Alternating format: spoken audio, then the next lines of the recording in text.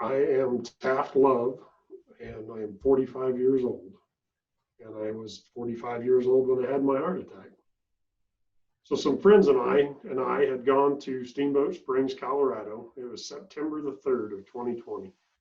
Um, we were up hiking. We'd done a couple miles that morning with a pack on, and had a pretty good time. We were hanging out, eating lunch, and I started feeling heartburn. It was just like somebody was squeezing the middle of my chest. And so I had some Tums in my pack, and I took a couple Tums and just kept eating. And when we got done, still didn't feel any better. It continually got tighter and tighter. And we went ahead and hiked back to base camp. And from there, I started feeling tension across my shoulders. And so I decided to lay down for a little bit. I got a sharp pain in my elbow. And now I can still, to this day, when I push on that point, it's still painful in that spot. So it hasn't even gone away yet. I don't know why. But those signs, along with some buddies encouraging me, I went ahead and took a bare aspirin out of our first aid pack, just in case. They had mentioned heart issues. At this point, I was concerned about being at 10,000 feet and not being close to a hospital. They encouraged me that we needed to get off the mountain. So we headed down the mountain and went to the hospital in Steamboat Springs, Colorado. Once I got to the hospital, at the time I'm feeling disbelief in what this might be. It's just, at 45 years old, it's not something I was prepared for, not something I thought would happen. Long ways from my thought process. I started to sit down as I checked in, and I had given the lady my symptoms as I was walking to her desk, and she immediately pointed to the doors down a hallway 50 feet away, and she said, "You need to go straight through those doors, and there'll be a team of people waiting on you." And I said, "Don't you need my information?" She said, "What's your last name and your birth date?" She said, "You're in the system." After I gave those to her and I walked through the double doors, well, immediately they hooked me up and got me an EKG and blood pressure and put IVs in, and they told me I was having a heart attack, and I just laughed. And my blood pressure was like 280 over 190 or something. It was crazy, crazy high. And they started warfarin and a nitro under my tongue, and then they got a nitro drip put in and gave me a clot buster, and all of a sudden the reality of this starts to sit in. And so I asked him to have one of my buddies come back so I could tell them what was going on. And then I called my wife.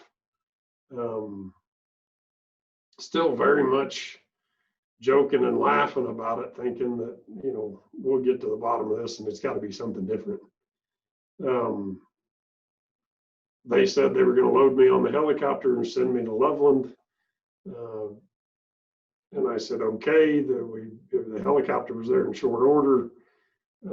That morning, I had lost my toothbrush when we had gone to the mountain, so I hadn't brushed my teeth in 2 days. I'd finally found my toothbrush and toothpaste. And I remember as we were getting on the helicopter, and I'm sure at this point it's just comic relief for me to not deal with what's actually in front of me. But I remember my buddy standing outside the ropes, and I said, I didn't even get a chance to brush my teeth as they were loading me on the helicopter. The helicopters where the reality really sat in for me, that, everybody else had headphones on, the earplugs in me, and I couldn't hear or see or talk to anybody. And that's when it really set in that you just had a heart attack and things might be different. And so I sent texts to my wife and my children and my mom and my sisters while we were in the helicopter. I still didn't feel bad. The heart attack to me still wasn't, you know what I mean? It wasn't what I thought a heart attack would be.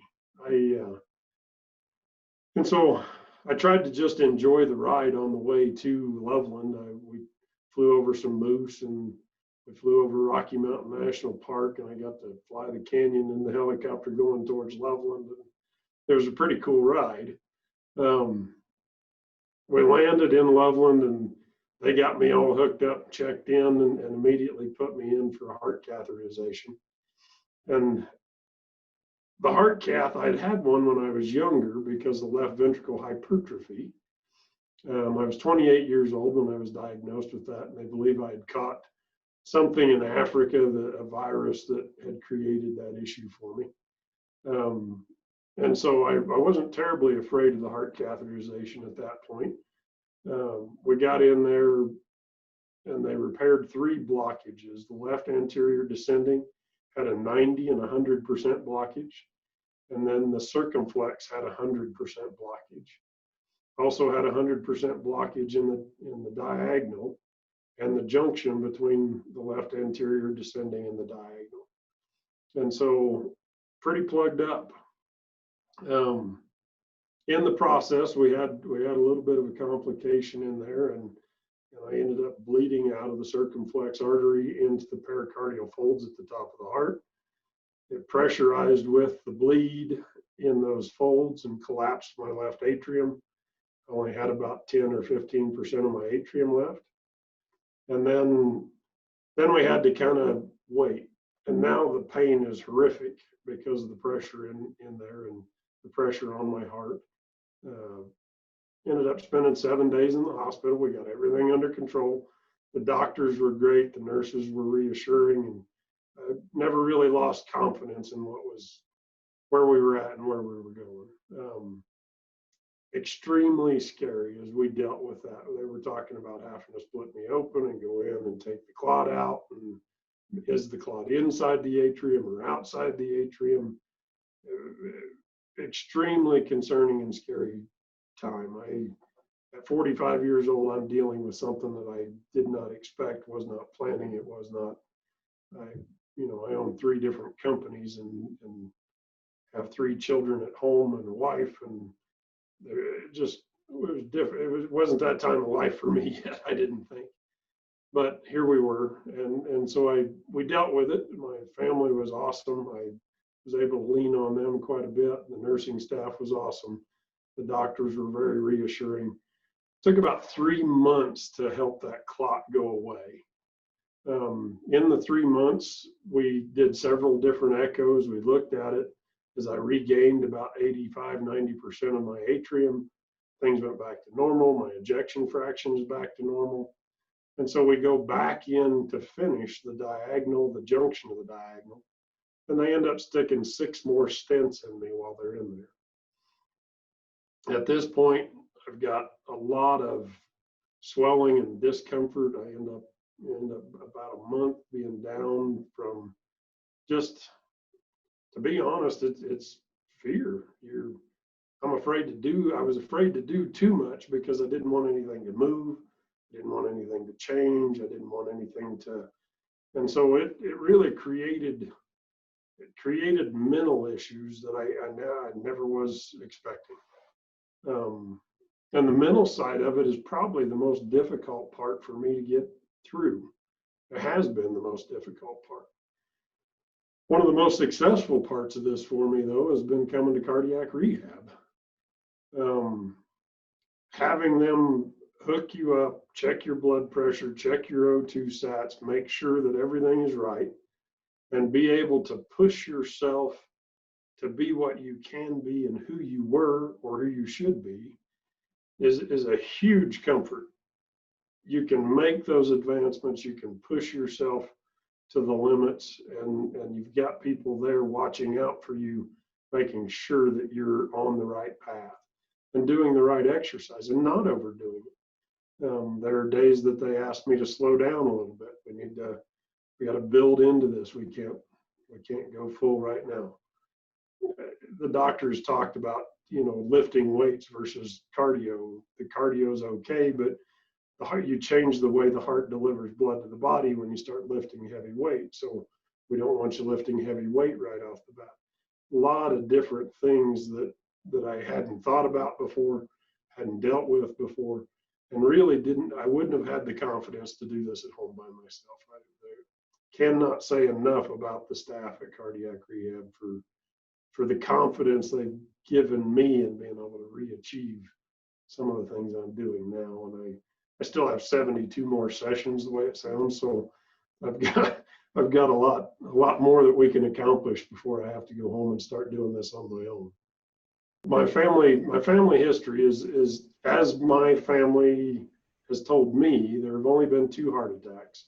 One was my grandfather at 65 years old, had one massive heart attack and died.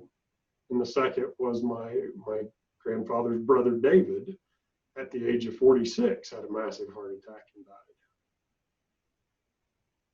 The doctors ultimately told me that because of my lifestyle and hiking at high altitude a lot, I do that a lot all year long. I spend a lot of time outdoors under strenuous activities, and living at high altitude, my heart took about 10 or 15 years, as they explained it to me, for my heart to develop that kind of blockage. Well, in the meantime, I maintained that lifestyle and pushed myself to do those things. So I have a lot of annullary flow that developed over the last 10 or 15 years to help support that while everything was being blocked off. And so the annullary flow in my lifestyle is what the doctor says saved my life. If I had to recommend anything, it would be to have faith in your doctors. Visit with them. Don't be afraid to talk to them about anything that you are experiencing. Don't try to hold in or hold back. The more you open up to them, the more they can help you, and the more they can give you the confidence to move through this process. And it is a process. It will not happen overnight. It will not come back in a few days or a month or a week.